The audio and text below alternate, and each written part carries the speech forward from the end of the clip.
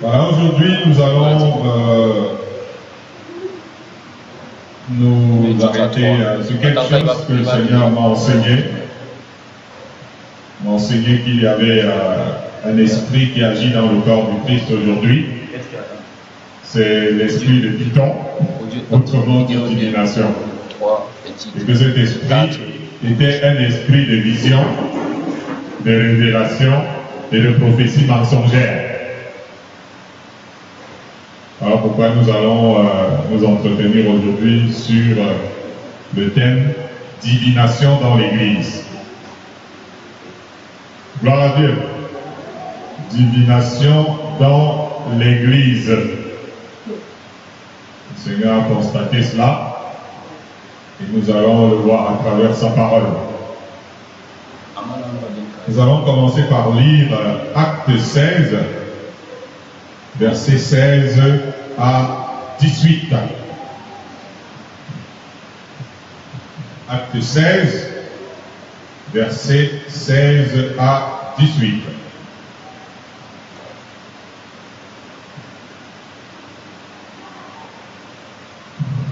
Acte 16, versets 16 à 18, je lis. Quand nous allions au lieu de prière, une servante qui avait un esprit de Python et qui, en devinant, procurait un grand côté à ses mères d'un peu de baptisme, et se mit à nous suivre, Paul et nous. Elle priait. Ces hommes sont les serviteurs du Dieu très haut, et ils nous annoncent la voie du salut. Elle fit cela pendant plusieurs jours. Paul, fatigué, se retourna et dit à l'esprit: je t'ordonne au nom de Jésus-Christ de sortir d'elle. Et il sortit à leur nom. Amen. Amen. Voilà, nous avons là l'histoire d'une femme qui suivait les apôtres. En criant, ces hommes sont les hommes de Dieu, les serviteurs du Dieu très haut, et nous annoncent la voie du salut. Ben, quel est le problème? Et elle avait dans cette tendance à faire cela, et puis Paul a parlé à l'esprit. Je t'ordonne au nom de Jésus-Christ de sortir d'elle. C'est ici le témoignage de Luc, du temps où il travaillait avec Paul.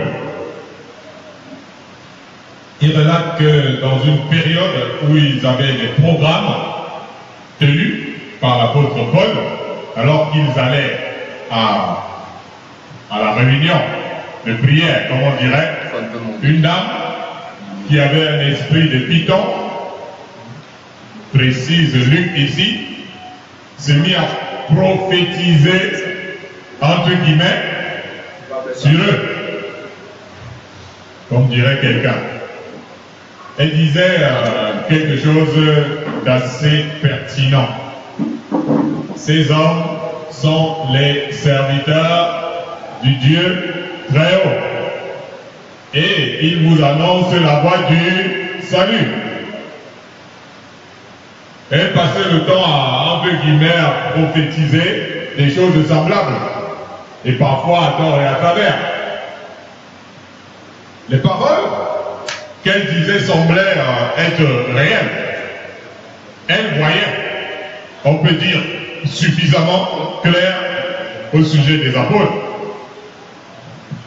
Tout le monde dans le monde chrétien d'aujourd'hui, en écoutant les prophéties en guillemets de cette dame, aurait tout simplement répondu par Amen. Mais cette femme irritait plutôt l'apôtre Paul. Mais Paul ne s'adressa pas à elle. Il parla devant tout le monde à l'esprit qui était en elle. Un démon de vision, de révélation et de prophétie appelé esprit de Python.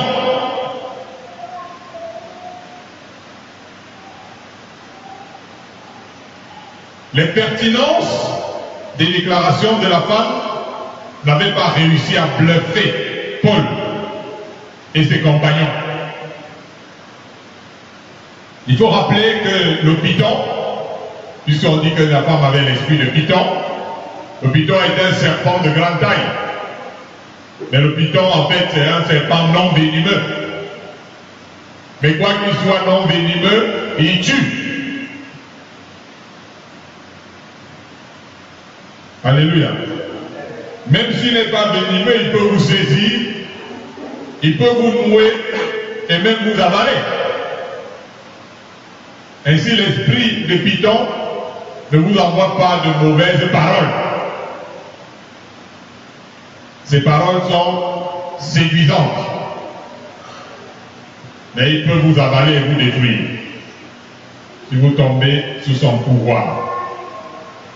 On retrouve ainsi de nombreuses personnes, des entre guillemets prophétesses, notamment dans certains milieux, qui ont des visions constantes et parfois des visions, des révélations pertinentes, mais surtout flatteuses. Et quand de telles personnes ne sont pas calmes, elles s'agitent en prophétisant. D'ailleurs, on verra dans certains milieux, certains d'entre elles roulaient par terre comme des serpents quand elles entrent en transe. Mais d'autres peuvent vous sortir une révélation calmement, avec leur esprit de python.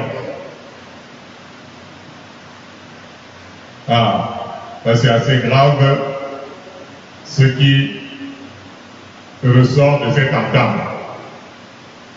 Parce que nous voulons parler de divination dans l'Église. Lisons plus loin dans la Bible. Revenons à la Genèse. Genèse chapitre 6, versets 1 à 6. En tant qu'enfant de Dieu, nous devons avoir du discernement. Genèse 3, 1 à 6.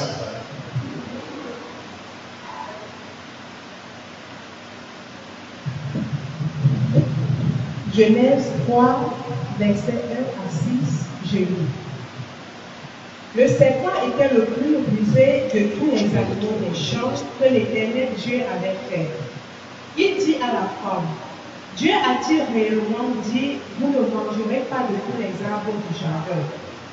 La femme répondit au serpent, nous mangeons du fruit des arbres du jardin.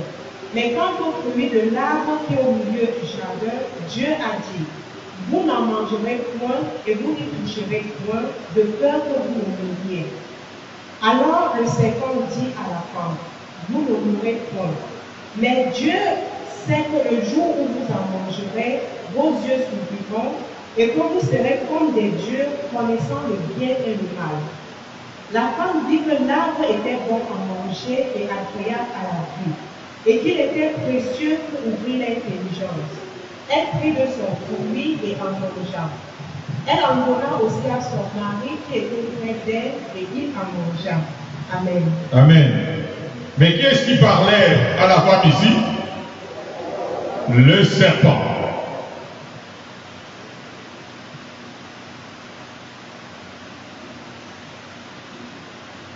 C'est très important de noter aussi que Adam et Ève étaient encore des êtres en même temps vivant dans le domaine spirituel et le domaine naturel au même moment.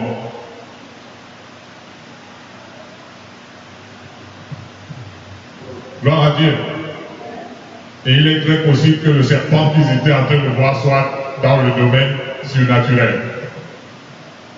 Notez que dans le jardin, Dieu avait parlé, et Satan aussi est venu parler dans le même jardin, le champ de Dieu. Ça, c'est très important de noter ça. Le jardin, c'était l'endroit où Dieu et Adam se rencontraient, le lieu de leur réunion. Alléluia. Et l'autre n'a pas eu peur de venir parler dans ce lieu-là. L'ennemi peut aussi parler. S'il réussit à se faire écouter, c'est déjà une sorte de porte qui lui est ouverte. Et là, lorsque nous parlons de l'esprit de serpent, cet esprit a généralement souvent pour démarche de remettre en question une vision dans une œuvre. Parce que ceux qui étaient dans le champ, ils avaient une vision que Dieu leur avait donnée. Vrai ou faux?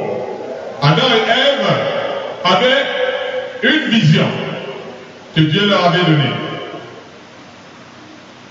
Et quand l'esprit se sépare dans une vision, dans un champ de Dieu, il vient remettre en question la vision. Il amène les gens avec de fausses révélations intéressantes. Je dis bien des révélations intéressantes, à douter de la vision de l'œuvre, de la vision d'un leader quand elle vient de Dieu. Il vient remettre en question les ordres de Dieu dans l'œuvre. Gloire à Dieu. Est-ce que je suis hors de ce qui se passe là dans le jardin?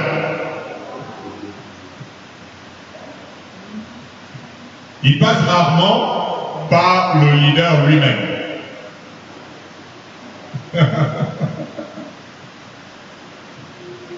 Gloire à Jésus. Il s'approche surtout de ses aides dans l'œuvre. Curieusement, il n'a pas changé de méthode souvent. Voyez, dans le jardin, il s'est approché d'Ève. Parce que ce n'est pas Ève que Dieu avait donné la vision, c'était Adam. Et Ève est venue pour être l'aide d'Adam par rapport à cette vision-là. Et il s'est approché d'elle. Et quand il ne remet pas en question la vision, il apporte une vision contraire. Est-ce que quelqu'un me suit?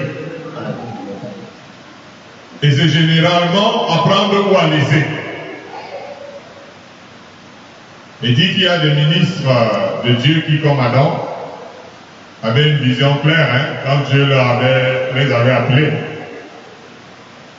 Ils avaient une vision claire. Et le diable a utilisé leurs collaborateurs pour les amener à s'éloigner de Dieu, aller dans le contresens de la vision qu'ils avaient reçue. Parfois c'était pour faire plaisir à leur entourage que ces hommes de Dieu ont abandonné la vision que Dieu leur avait donnée. Alléluia. Parce que plusieurs raisons ont poussé Adam à abandonner la vision que Dieu lui avait donnée pour écouter plutôt, pour suivre elle. Dieu donne parfois des visions et le diable donne des raccourcis. Vous voyez? Parce que la portée d'une vision est souvent très longue. Et donc, généralement, les gens viennent et puis, on peut arriver à ça. Bon, voilà, on fait des raccourcis. Et ceux qui sont impatients tombent dans le piège. L'esprit de serpent n'est pas toujours agressif. Il peut, avec douceur, vous tromper et vous éloigner de la parole de Dieu pour des choses agréables à entendre ou alors à partager. Si l'esprit de serpent prend autorité sur des hommes de Dieu dans une œuvre, les gens vont s'égarer. Alléluia. Satan est très habile pour tromper. Il n'a pas changé entre temps. Alléluia. Ça veut dire que les dirigeants dans l'œuvre de Dieu doivent se méfier. Qu'est-ce que j'ai dit? Les dirigeants dans l'œuvre de Dieu doivent se méfier. Nous sommes en train de parler aujourd'hui de la divination dans l'Église. Certainement, il y a souvent eu des gens qui ne se sont pas méfiés suffisamment en tant que dirigeants. Et c'est parti dans tous les sens. Lisons Apocalypse 13, verset 11. J'aimerais que le Seigneur vous permette de comprendre attentivement.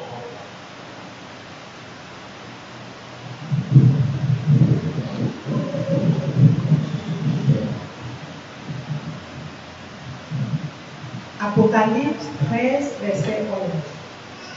Puis je vis monter de la terre une autre bête qui avait deux cornes semblables à celles d'un agneau et qui parlait comme un dragon. Amen. Gloire à Dieu. On dit que la bête avait les cornes semblables à un agneau, mais il parlait comme un dragon. C'est pour parler de la subtilité ici. Les bêtes de l'Apocalypse sont des empires universels qui ont des significations différentes. Peu importe. Ce qu'il nous faut retenir ici, c'est l'une des images de la bête. Elle vient avec deux cornes, le mensonge et la destruction. Voir la destruction par le mensonge. Mais elle vient sous couvert de l'agneau de Dieu. Autrement dit, au nom de Jésus-Christ. Et vous avez remarqué en lisant les évangiles que Jean-Baptiste, tout comme Jésus, ont su discerner en beaucoup de conducteurs d'Israël qui étaient de grands théologiens, des docteurs, des prêtres. Ils avaient pu discerner une race de vipères. Et vous avez bien lu la Bible. Et Jésus, dans Matthieu 23, par exemple, va parler de cette race de serpents qui passaient pour des religieux et qui couraient la terre et la mer pour faire de nouveaux convertis, des prosélytes, qui, lorsqu'ils sont convertis, deviennent des fils destinés à la GM. Ils sont semblables à cette bête, venant au nom de l'agneau, mais parlant comme... Je ne sais pas s'il y a quelqu'un dans la salle. J'aime bien que les gens participent. Hein? Qui vient au nom de l'agneau, mais il parle comme un dragon. Il s'agit de ces faux messagers dont Jésus a parlé, qui viennent à vous en vêtements de brebis. Autrement dit, des gens qui prétendent entendre la voix du bon berger, parce que les brebis sont censés entendre la voix du bon berger, alors qu'au fond, ce sont des loups ravisseurs. Or, le dragon, dans le passage que nous venons de lire plus haut, c'est expliqué dans Apocalypse 12 que c'est le serpent ancien appelé le diable et Satan. Ça veut dire qu'il est capable de venir sous la forme d'un ministre de Christ, mais ayant pour but de divulguer de faux messages pour séduire le monde. Ce ne sera pas violemment, hein, mais avec toute la subtilité possible pour séduire le monde. Gloire à Dieu, pour entraîner du monde dans son sillage. Généralement, quand quelqu'un vient au nom de Jésus-Christ, on a tendance à ne pas faire attention à ce qui sort de sa bouche. Généralement. N'est-ce pas? On ignore que quelqu'un peut venir au nom de Jésus-Christ alors que son message est d'ordre démoniaque. Il faut dire que le dragon ici symbolise le feu étranger. Parce que le dragon, il a un feu. Il a le feu, mais c'est un feu étranger. Ce n'est pas le feu de Dieu. C'est un feu de destruction des âmes. Mais il sort aussi de sa bouche un fleuve de destruction, comme nous voyons dans Apocalypse 12, contre la femme qui représente l'église véritable de Christ. Avec la bouche, l'ennemi détruit beaucoup d'âmes. Ne vous étonnez pas qu'il y ait de telles abominations qui sont souvent établies dans les lieux qui sont dits saints.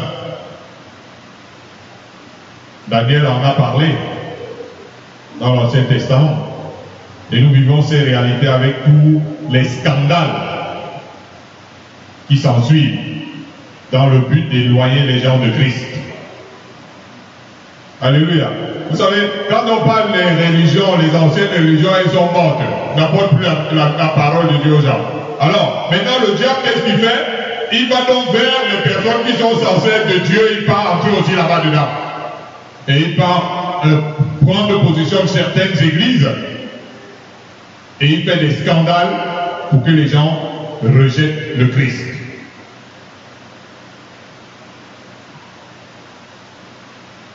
Et ce n'est pas parce que c'est le pur hasard. C'est des plans bien façonnés par Satan pour que le monde se détourne de Christ. C'est pour cela qu'il faut avoir du discernement aujourd'hui. J'aimerais que nous lisions un passage dans la Bible, dans l'Ancien Testament. 1 Roi 22. Versets 11 à 13, versets 19 à 23, versets 24 à 25. Gloire à Dieu. Il y a des gens qui ont souvent cet esprit-là, même parmi les frères. Il faut faire attention et être libéré de cet esprit-là aujourd'hui.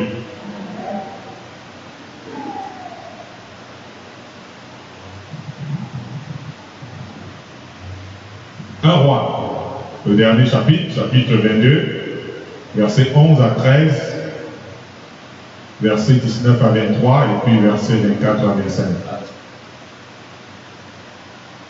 Je pense que c'est mieux de lire 19 à 25 parce qu'il n'y a pas de médiation. Oui.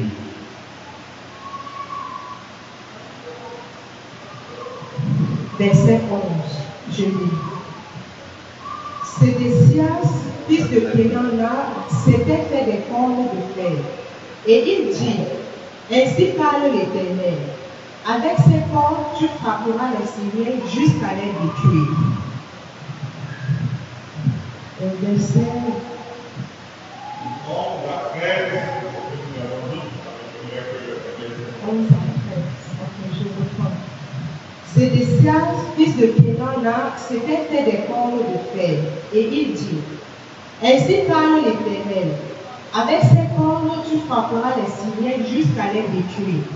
Et tous les prophètes prophétisaient de même en disant, monte à Ramoth en Galaad, tu auras du succès et l'Éternel la livrera entre les mains du roi. Le messager qui était allé appeler Michée lui parla ainsi. Voici les prophètes d'un commun accord prophétisent du bien au roi. Que ta parole soit donc comme la parole de chacun d'eux. Annonce du bien. Verset à 25. Et Michée dit, écoute donc la parole de l'Éternel. J'ai vu l'Éternel assis sur son trône et toute l'armée des cieux se tenant auprès de lui, à sa droite et à sa gauche. Et l'Éternel dit, qui séduira Achab pour qu'il monte à Ramoth en Galaad et qu'il y périsse? Il répondit l'un d'une manière, l'autre. Et un esprit vint se présenter devant l'Éternel et dit, moi je le séduirai. L'Éternel lui dit, comment? Je sortirai, répondit-il, et je serai un esprit de mensonge dans la bouche de tous ces prophètes. L'Éternel dit, tu le séduiras, et tu en viendras à bon sort et fais ainsi. Et maintenant, voici, l'Éternel a mis un esprit de mensonge dans la bouche de tous les prophètes qui sont là. Et l'Éternel a prononcé du mal contre toi. Alors Sédécias, fils de Kénan-là, s'étant approché, frappa Michée sur la joue et dit, par où l'esprit de l'Éternel est-il sorti de moi pour te parler? Michée répondit, tu le verras au jour où tu iras de chambre en chambre pour te chercher, pour te cacher. Amen. Que Dieu vous bénisse. Vous avez suivi ce passage, vous pouvez aller continuer à le lire à la maison, parce qu'il est assez long, c'est-à-dire le 22e chapitre du livre des rois. Alors, dans ce passage, pour résumer l'histoire, les prophètes, il y avait beaucoup de prophètes officiels en cette période-là, et ces prophètes-là étaient devenus des prophètes qui prophétisaient du bien. Et donc, on vient convaincre Michée, qui était prophète de Dieu, à faire la même chose. Et lui, il n'était pas disposé à faire ça, il voulait seulement dire ce que Dieu mettait dans son cœur. Déjà, c'est important de dire que la divination, c'est l'art de prédire l'avenir ou de découvrir ce qui est caché par différents moyens de sciences occultes, parfois. Et souvent, c'est en imitation de la prophétie. Donc, la divination est là pour imiter la prophétie. À un moment donné, donc, comme je le disais, en Israël, il y avait des centaines de prophètes officiellement reconnus, puisqu'ils étaient carrément en contact avec le roi. On pourrait dire de nos jours avec les membres du gouvernement. Mais il y avait, à cette même époque-là, 103 prophètes de Dieu. Donc, 100 étaient cachés parce que, en fait, la reine d'Israël avait décidé de tuer les vrais prophètes pour ne faire vivre que les faux prophètes qui servaient ses intérêts. Et donc, 100 prophètes étaient partis se cacher. Et il y avait 3 qui avaient refusé de se cacher et ils marchaient ouvertement. Et ces 3 prophètes-là, c'était Élie, le prophète. Il y avait Michée, que nous venons de voir. Et puis il y avait un d'entre eux, il n'était pas encore connu officiellement, Élisée. Gloire à Dieu. Les autres prophètes, donc ces multiples prophètes officiels, qui étaient en fait des centaines, ne prophétisaient que de bonnes choses. Ils ne prophétisaient que de bonnes choses. Ils prophétisaient et ne prêchaient que la prospérité. Ils ne prêchaient que le succès. Ils ne prêchaient que le bonheur et les victoires, etc., tel que nous venons de le lire ici. Bref, ils ne prêchaient que le bien à ceux qui les écoutaient chaque jour. Gloire à Dieu. Et bien entendu, en prophétisant comme ça, ils attendaient le farotage, puisqu'ils étaient devenus des stars prophétiques. L'Ecclésiaste dit qu'il n'y a rien de nouveau. Ce qui a été sera.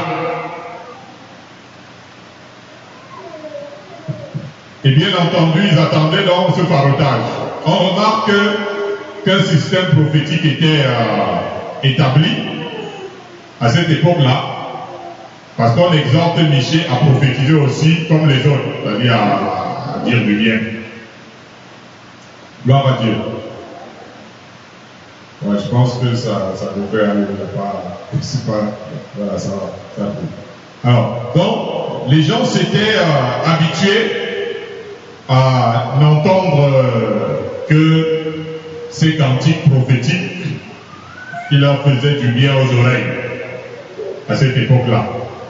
Ils ne voulaient plus entendre autre chose. Donc, quand ils partaient voir Michée de venir apporter une prophétie, lui dit, ne nous raconte pas autre chose. Il fallait qu'il faut dire seulement prospérité, succès, victoire et des bonnes choses.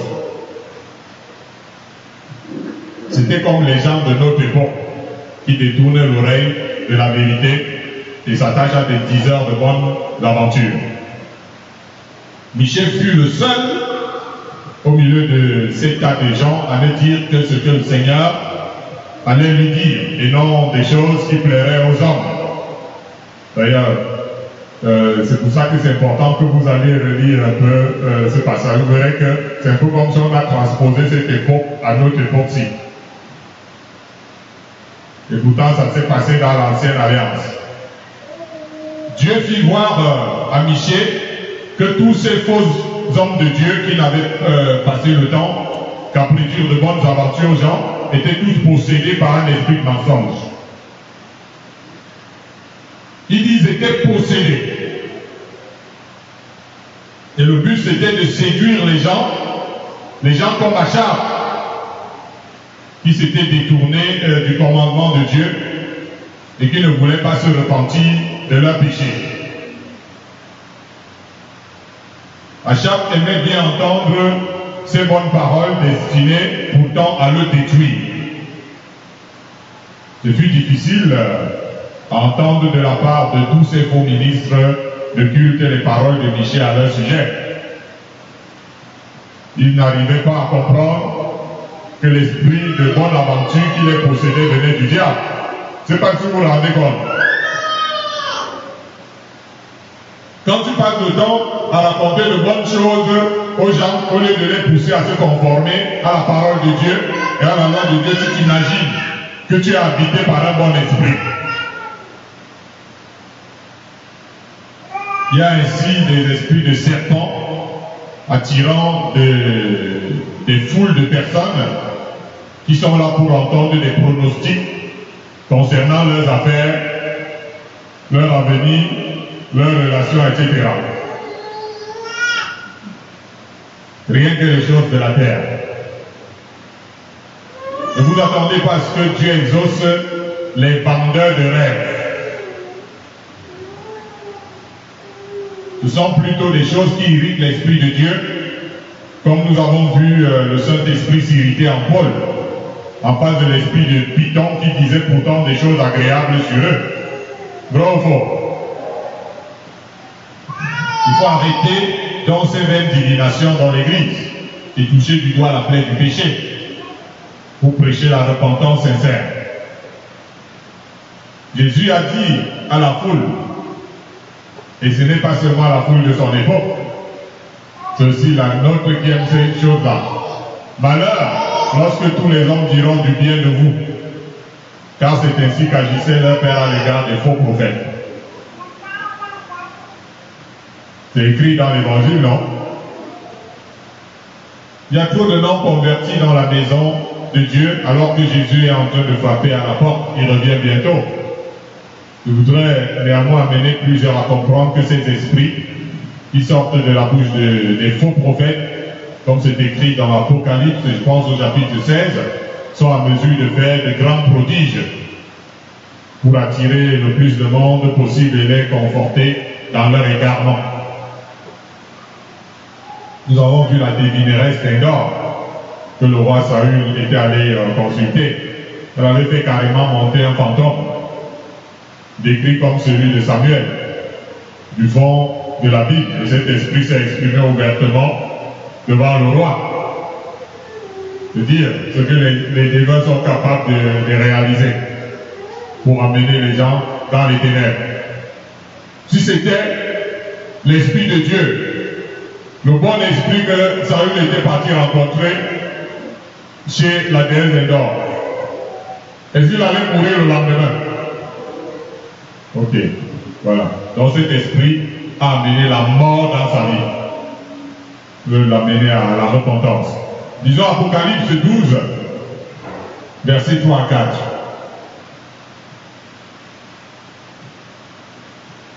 Apocalypse 12, versets 3 à 4. Nous sommes dans les derniers jours et il faut que les gens comprennent ces paroles, afin que nous ne nous endormions pas. Apocalypse 12, 3 à 4. Il est écrit. Un autre signe parut encore dans le ciel. Et voici, c'était un grand dragon rouge ayant 7 têtes et 10 cornes, et sur ses têtes 7 diadèmes. Sa queue entraînait le tiers des étoiles du ciel, et les jetait sur la terre. Le dragon se tint devant la femme qui allait enfanter, afin de dévorer son enfant lorsqu'elle l'aurait enfanté. Amen. Gloire à Dieu. Ici, il y a quand même une parole qui nous amène à nous inquiéter quelque part. Parce qu'on dit que le dragon arrivait à faire tomber le tiers des étoiles de Dieu. Le dragon rouge, je dirais, entre parenthèses, du sang de tous les saints et de plein d'autres innocents. C'est l'ancien serpent du jardin qui est devenu impressionnant avec le temps. Gloire à Dieu. Jean a vu qu'il avait réussi à entraîner dans son sillage le tiers des étoiles du ciel.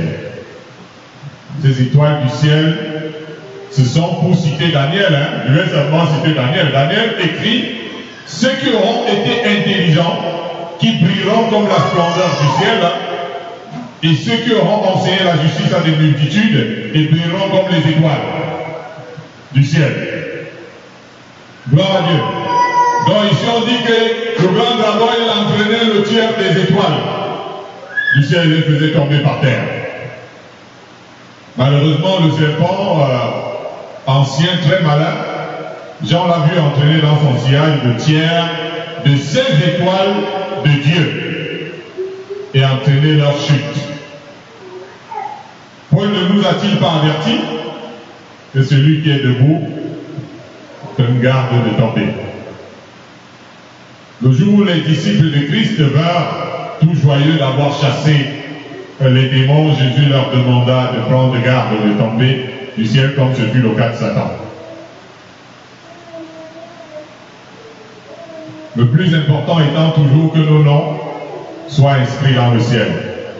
Quand l'orgueil spirituel entre dans le cœur, le serpent ancien qui réussit souvent à introduire cet orgueil nous encourage dans cette voie, sachant que c'est là qu'il prendra le dessus sur nous. Le dragon ancien pousse les enfants de Dieu à l'orgueil. Il les pousse à la vanité. Il les pousse aux fanfaronnades. Il les pousse à la gloire selon la chair. Et il peut alors compter sur ces personnes pour prêcher ses vertus et non les vertus de Christ. Vous pensez que quand un homme de Dieu est devant le public en train de faire de la vanité, de l'orgueil, devant plein de gens, il est en train d'annoncer les vertus de Christ? C'est ça le caractère de Jésus? Je suis désolé. Mais ces personnes ne savent pas que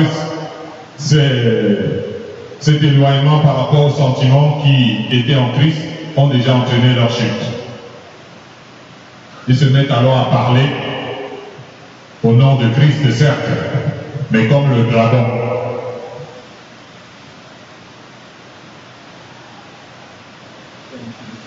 Quand on dit que le monde entier est sous la puissance du malin, l'Église n'est pas parfois épargnée.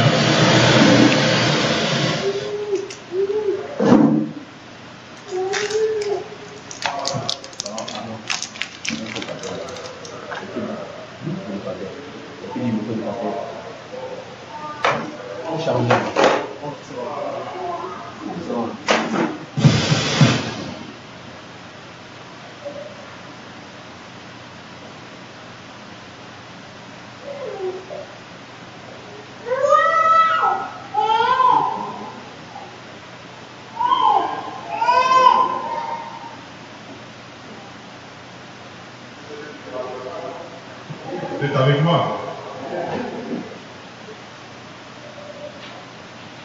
Le grand dragon arrive parfois à séduire toute la terre. La Bible l'a dit plusieurs fois.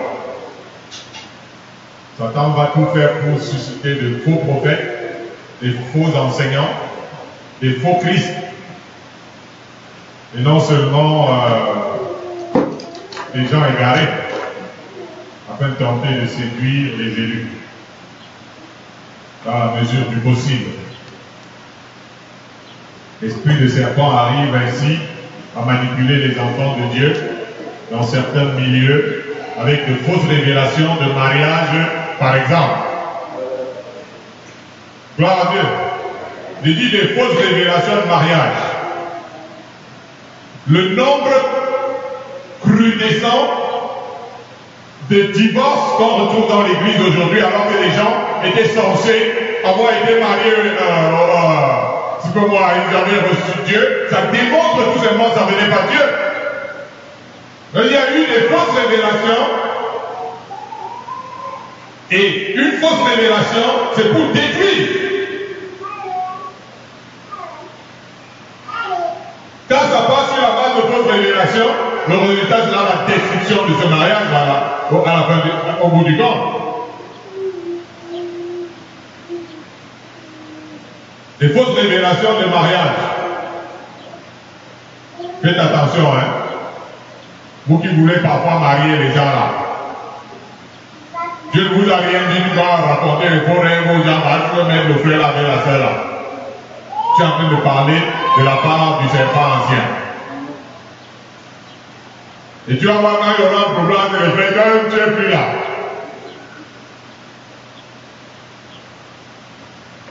Lorsque quelqu'un va tomber dans le piège d'une fausse révélation, sa vie va devenir un enfer.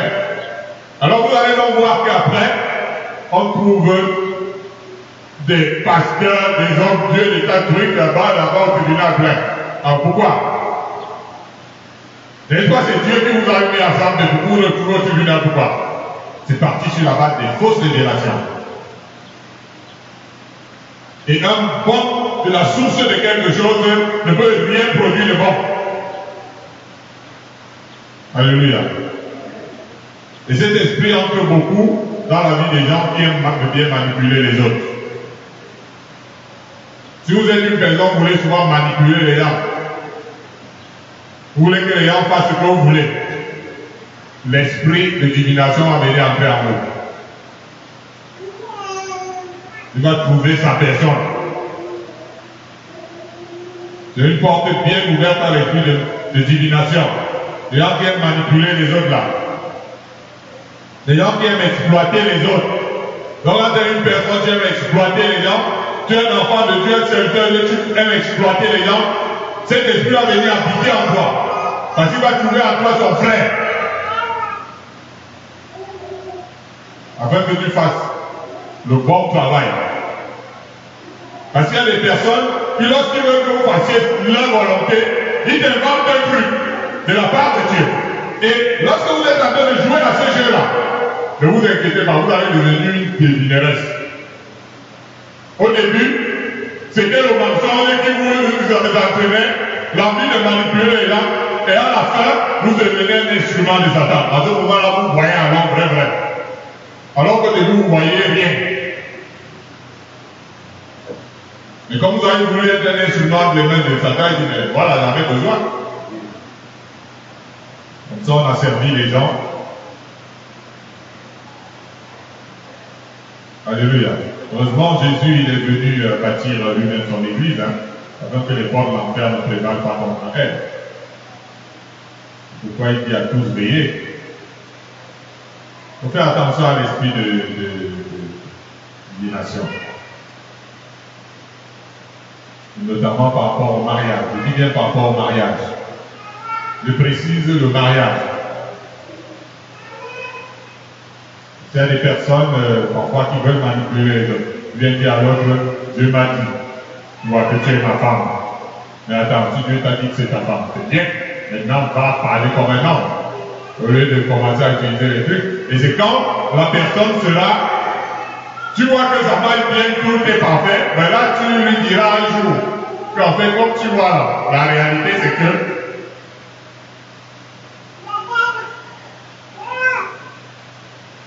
Alléluia. Quand on va rapidement avec ici, il faut faire attention.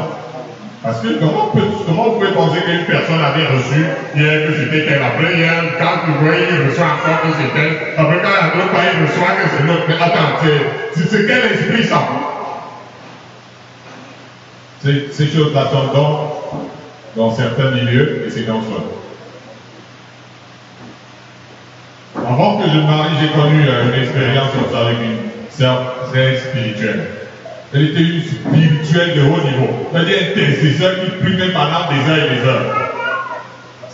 Et je suis en train de passer un jour devant l'église, on avait l'église. Donc moi, je passais, je voulais parler à l'église, je suis en train de passer. Et le Seigneur m'a dit que la sœur telle, elle est en train de prier là-bas à l'église. Je dis qu'elle prie quoi? Je dis qu'elle est en train de prier pour te lier. Elle se dit pour que tout soit son mari. Que le Seigneur t'attache. Je dis qu'avant, ok, moi je suis passé. Et une autre fois, et puis elle a reçu qu'elle a commencé à raconter à tout le monde, Dieu a dit qu'elle est ma femme.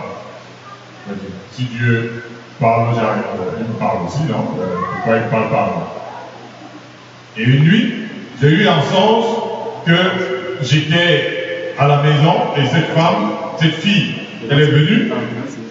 Et en fait, quand elle est venue devant moi, c'était un serpent qui s'est transformé. Et j'ai donné un coup de pied au serpent. Et le serpent est parti tomber à l'extérieur. Et dans le songe, je suis venu, j'ai écrasé la tête du serpent. Et je me suis levé, je me suis dit, mais qu'est-ce que c'est que cette histoire? Le lendemain à 14h, la sœur a guéri. Elle dit que le Saint-Esprit l'a envoyé, qu'elle doit venir et ça à la maison avec ses valises. Le Saint-Esprit a dit que comme je le comprends, je ne veux rien savoir, on passe à la phase supérieure. Et il pleuvait. Et je me souviens, ma mère, elle était là et ma mère a voulu l'attraper, elle a posé ma mère à terre. Et Dieu a dit que monsieur, c'est mon but là. Donc là, même la violence était entrée dans la route. Dieu a dit que je dois rester ici. Et là, nous sommes maintenant dans la journée, c'est plus dimanche. Maintenant, je suis venu, j'ai arrêté une de ses mains et j'ai arrêté l'autre fille, elle portait comme ça. J'ai allé jeter, il pleuvait. Il y avait plein de boules là-bas, elle est partie rouler dans la boue. Et j'ai pris sa valise et j'ai envoyé là-bas. C'est qu'est-ce que c'est cette histoire?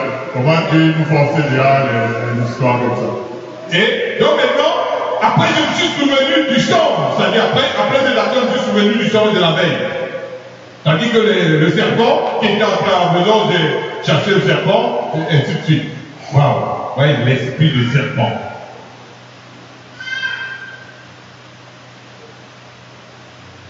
Imaginez-moi alors que j'étais un frère qui est un bout. Tu vois une soeur diplômée avec 1000 diplômes et tout, là, tu dis, bon voilà, celle-ci, même si moi je ne travaille pas, elle va travailler pour nous. On sera en haut. Ah oui, attention à l'esprit de serpent qui agit parfois dans certains endroits. Que Dieu vous bénisse. Lisons 2 Corinthiens 11, versets 3 à 4. Seigneur, délivre quelqu'un de l'esprit d'illumination. Au nom de Jésus-Christ de Nazareth. 2 Corinthiens 11, 3 à 4.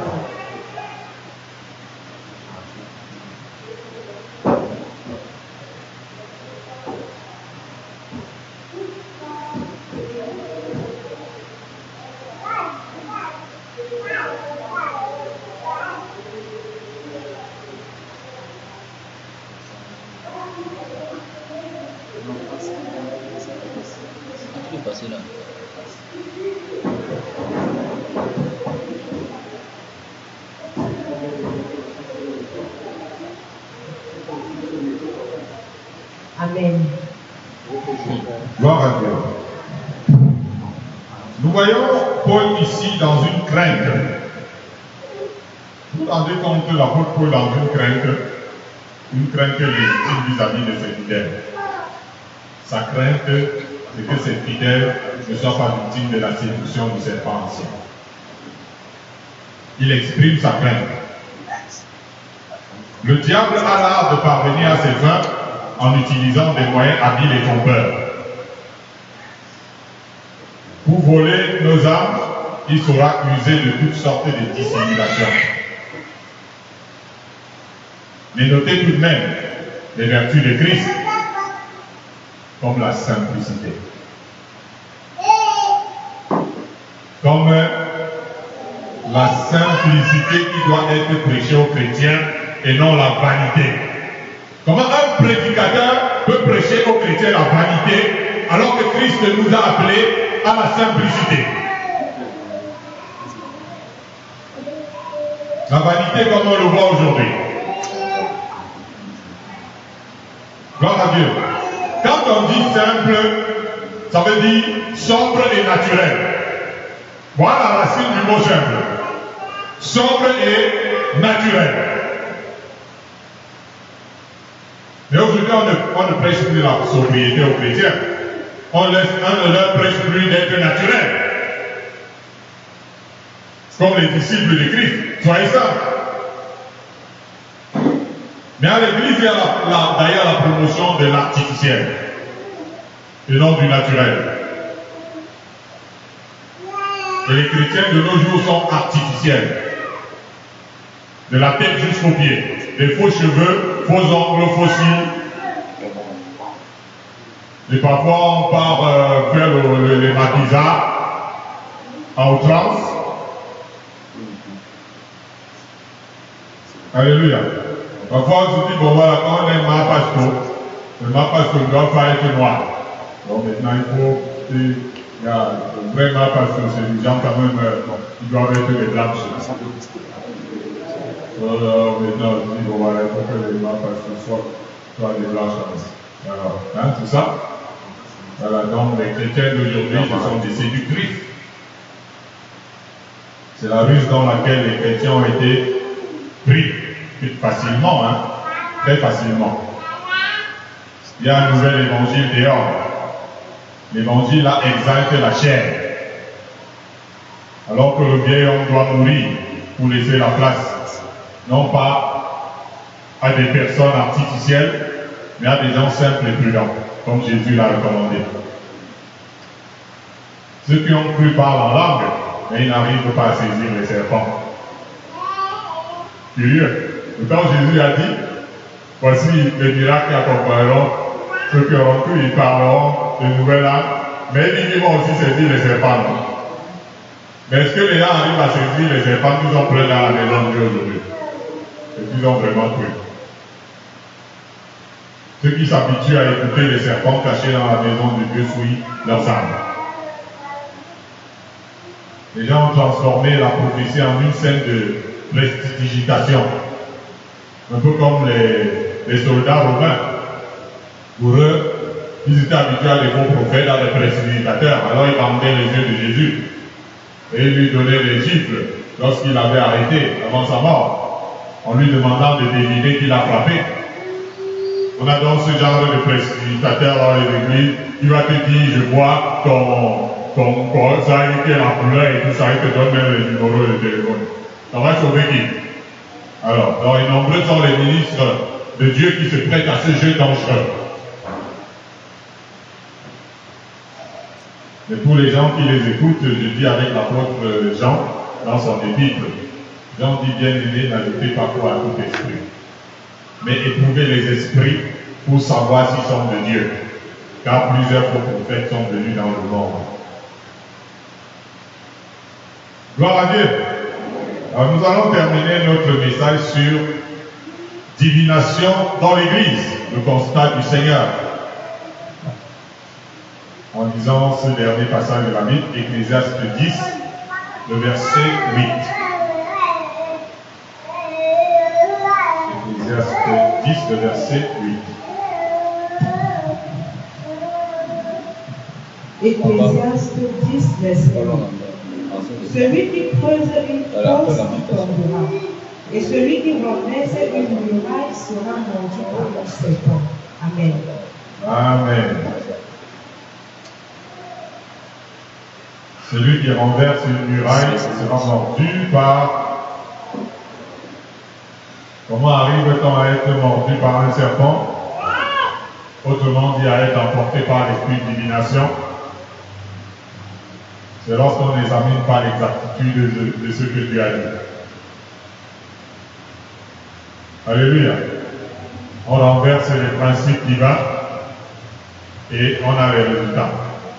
Je vais revenir un peu sur ce qui s'est passé dans le jardin d'Éden et qui n'aurait jamais dû arriver si nos parents avaient été fermes dans ce que Dieu dit.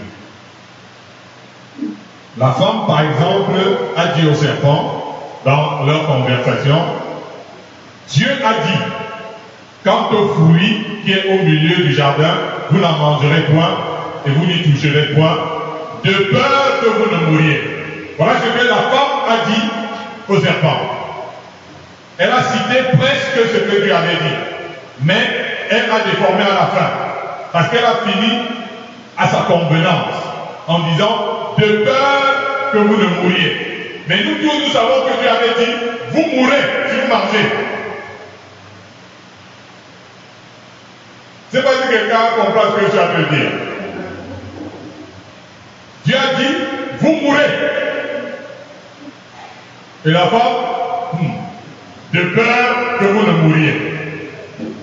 Quand on prend la parole de Dieu à la légère, surtout en ce qui concerne le jugement divin, on court à sa perte.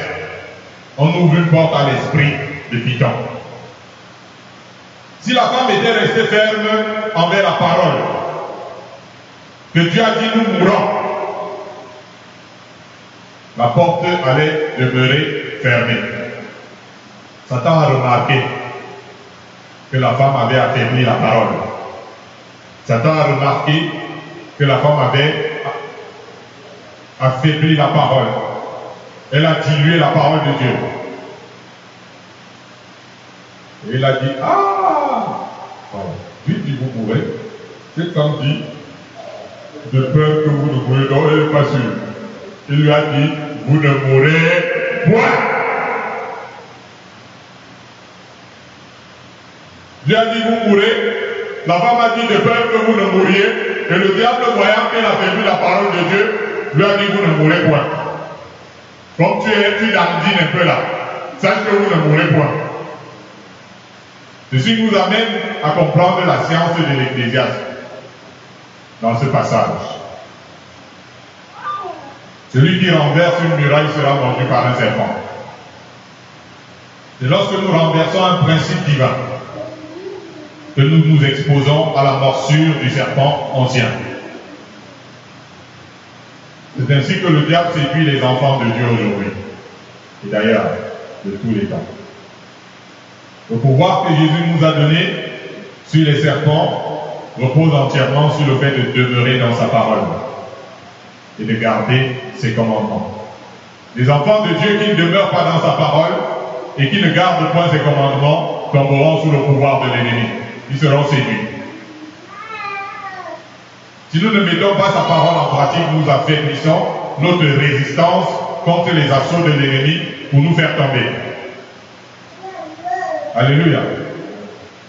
Si nous voulons réellement fouler le dragon, comme dit le psaume 91, nous devons absolument chercher à demeurer en communion avec Dieu, à demeurer sous l'abri du Très-Haut. Nous devons prendre déjà conscience que l'esprit de divination se trouve dans le grand corps et refuser d'en être les victimes.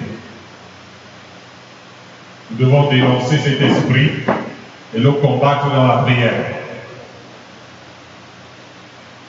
Est-ce que vous savez qu'il était arrivé à Balaam le divin de dire des choses inspirées de Dieu à un moment, à un seul moment? Parce que Dieu avait changé ses malédictions en bénédictions pour son peuple.